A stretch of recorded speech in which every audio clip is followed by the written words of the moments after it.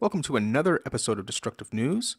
And today we're going to talk about Kamala Harris, the now senator out of California. She has announced on Dr. Martin Luther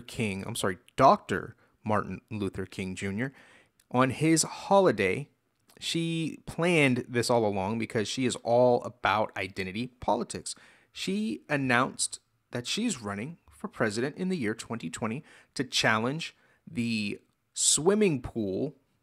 public swimming pool full of Democratic hopefuls and Donald Trump for the presidency in 2020. Do they have a chance?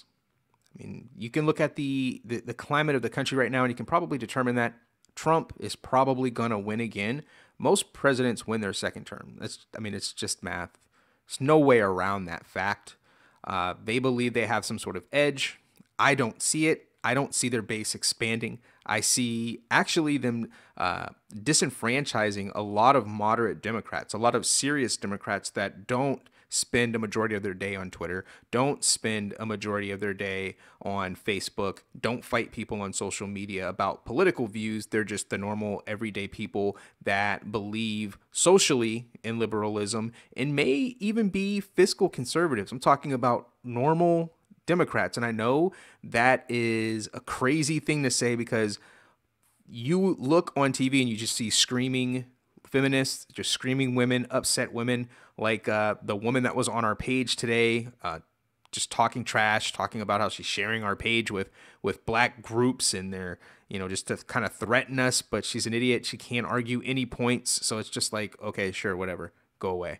Anyways, we're here. We're going to talk, and the topic of discussion, of course, is Kamala Harris, and that is how you pronounce your name. It's not Camila or Kamaya or whatever people are saying. It is Kamala, not Kamala. Kamala. Her mother is Indian. She's from India. Her father is from Jamaica, and that's the weird thing because you look at her and she kind of lets the media do this. She lets the media run on their own and they call her black. She's not black. Her mom is Indian. Her father is from Jamaica. But here's the thing with her father. He's light skinned. He doesn't even actually look Jamaican. And I know Jamaicans. I have Jamaican friends, and they are dark. I'm a dark skinned person, but Jamaicans are dark, man. And her father's light skinned. So and they specifically never say that he's actually Jamaican. They just say he's from Jamaica. And the same thing, she just kind of lets the media just kind of call her black, but she's not black. I mean, you can look at her hair. She's got that straight Indian hair. She doesn't use perms. She's not using weave. That's the way her hair grows out of her head.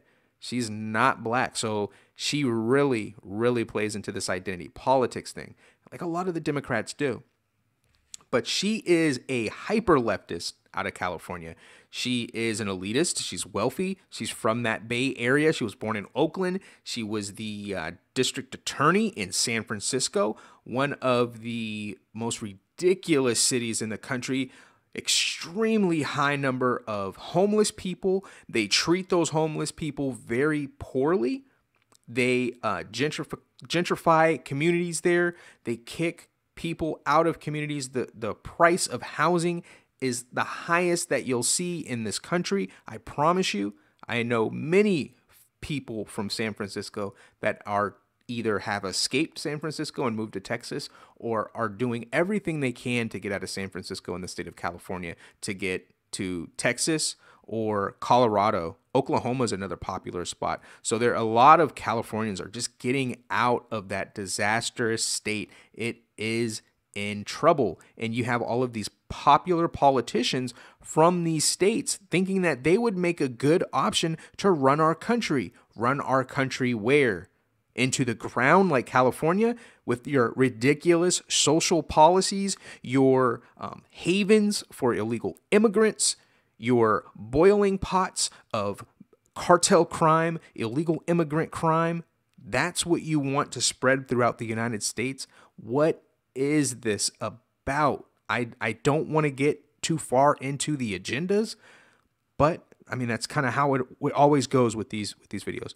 So what does she want? What is she going to do? We don't know. We don't know her plan really. We do, however, have the fact that she did post a video on her Twitter account. I'm running for president. Let's do this together. Join us. She keeps saying us. She uses these terms that are like inclusive, and that is who they shift their spotlight on. They want gay families. They want interracial, pansexual. They just want all of this weird, crazy stuff that most conservatives and moderates just are not really for. And are we against it?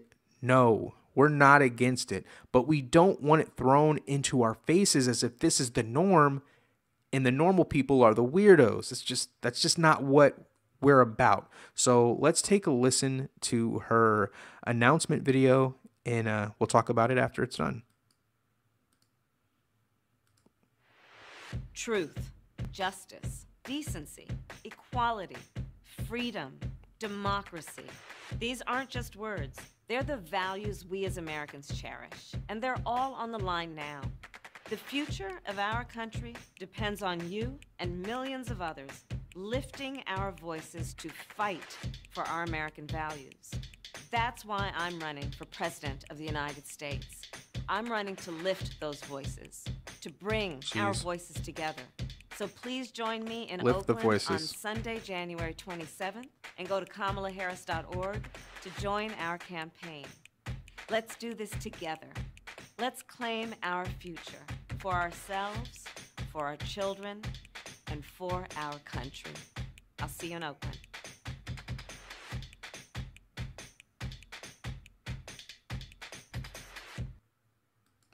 Yeah, I'll pass on the Oakland trip. I'll pass on the California trip altogether. Nobody wants to be there.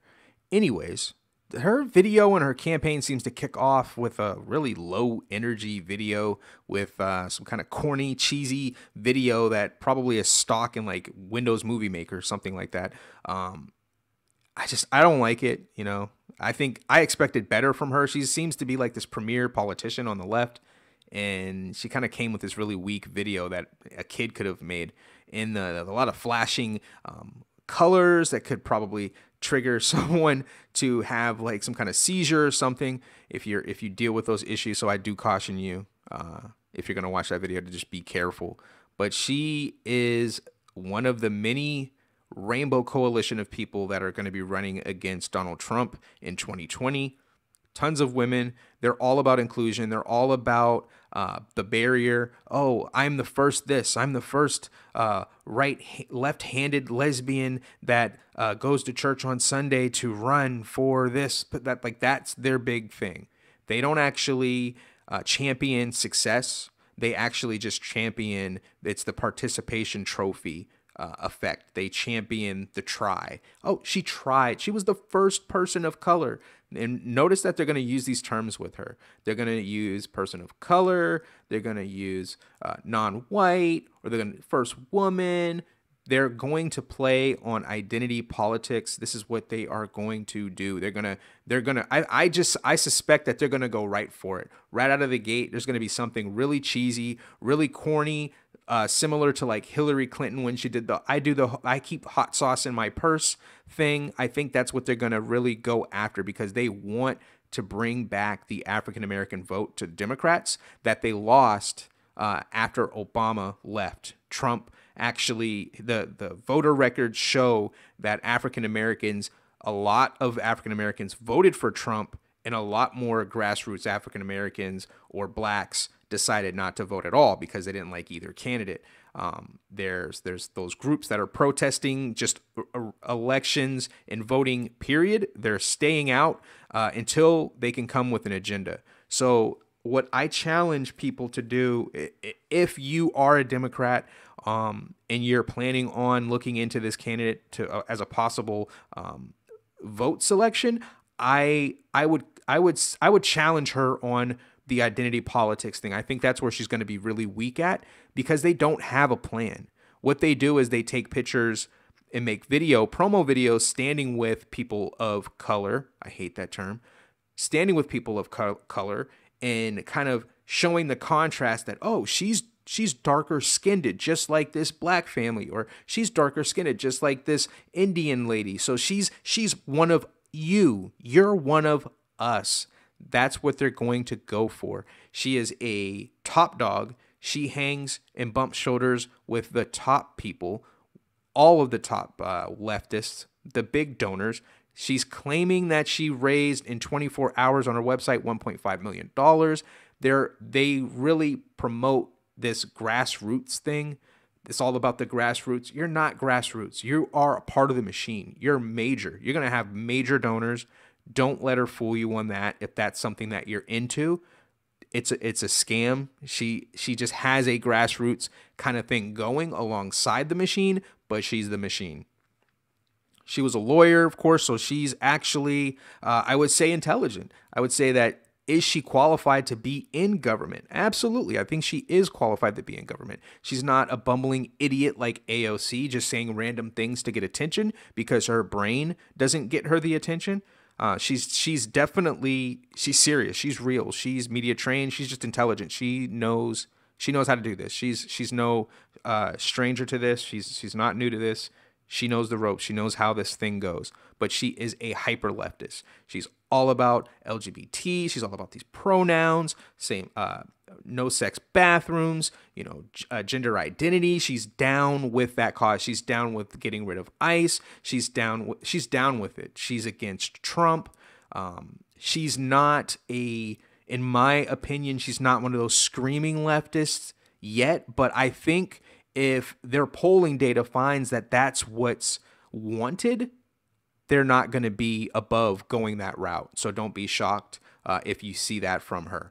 But enough of me rambling on. What do you think? Do you think that Kamala has a good chance of winning out her primary? And if she does, who would be her running mate? A lot of people are saying Beto O'Rourke would be a good combination of him and her running against Donald Trump and Pence, if that's who Donald Trump does indeed go with again as a vice president.